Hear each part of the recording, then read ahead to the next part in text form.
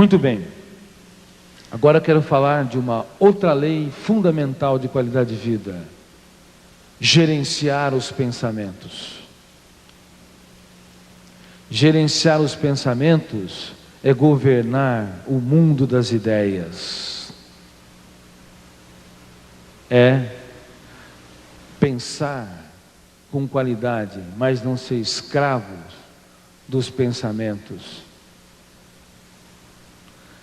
É antecipar situações do futuro o suficiente para traçar caminhos, mas nunca sofrer pelo que ainda não aconteceu. Gerenciar os pensamentos é aprender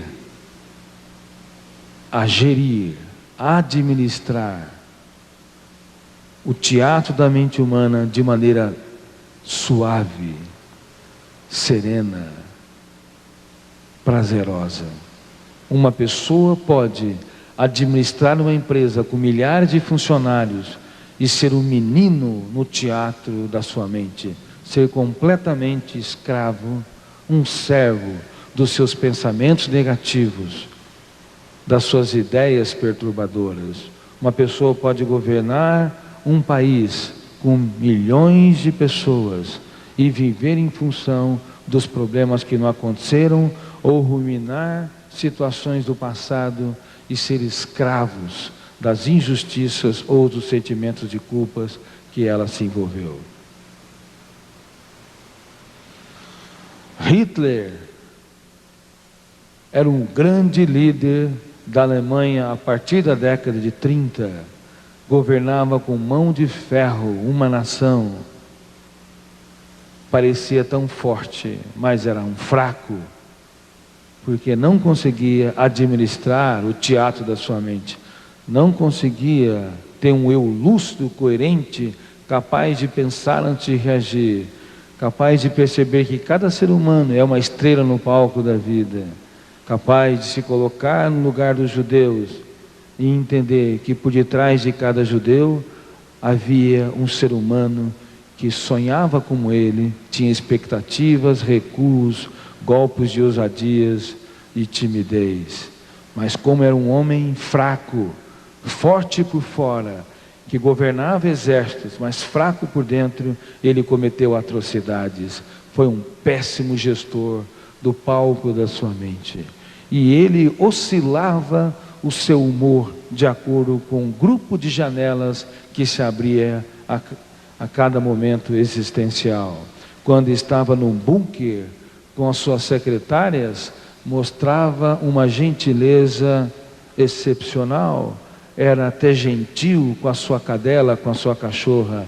E quando você olhava aquele homem, cujo eu estava naquele grupo de janelas lights, você jamais poderia imaginar que ele era um dos maiores psicopatas que essa terra já produziu.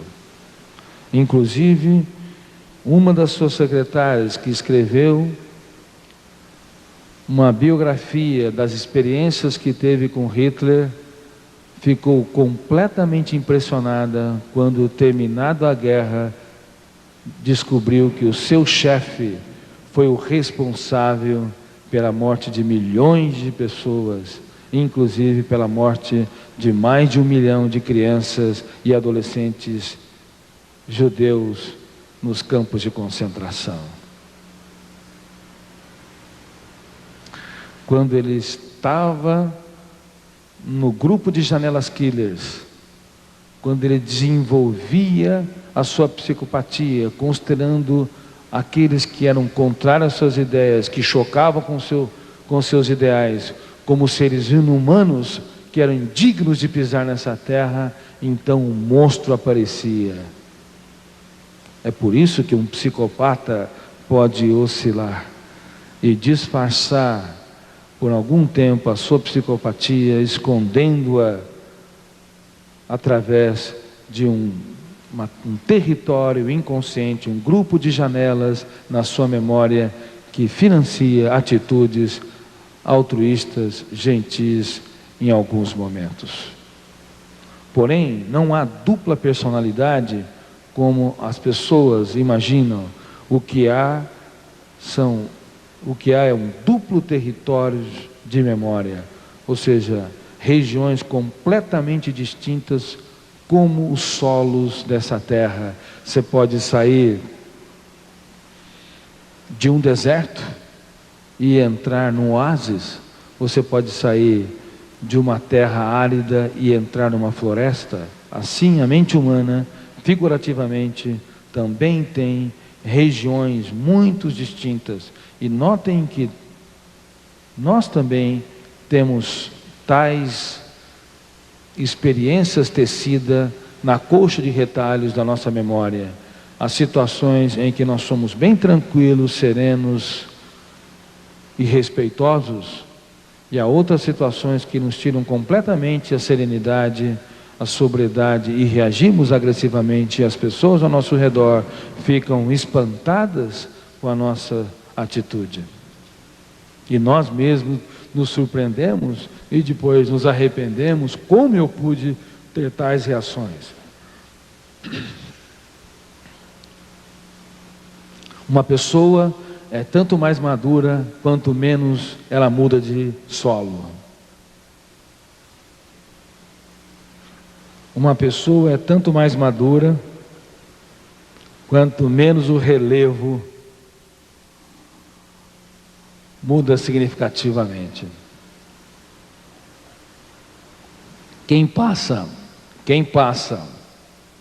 do céu para o inferno, do deserto para a floresta constantemente, de um estado de euforia para um estado de depressão, de um estado de segurança para um estado de timidez e recuo, frequentemente tem transtornos psíquicos mais importantes.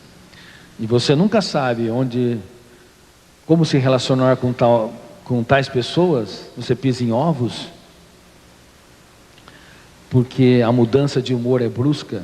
Na verdade, a mudança de humor é brusca porque há territórios na coxa de retalhos do inconsciente muito distintos. Há grupos de janelas Kirlis e Lights muito próximas e que geram volumes de tensão bem distintas. Sejam tensão saudável, seja tensão doentia.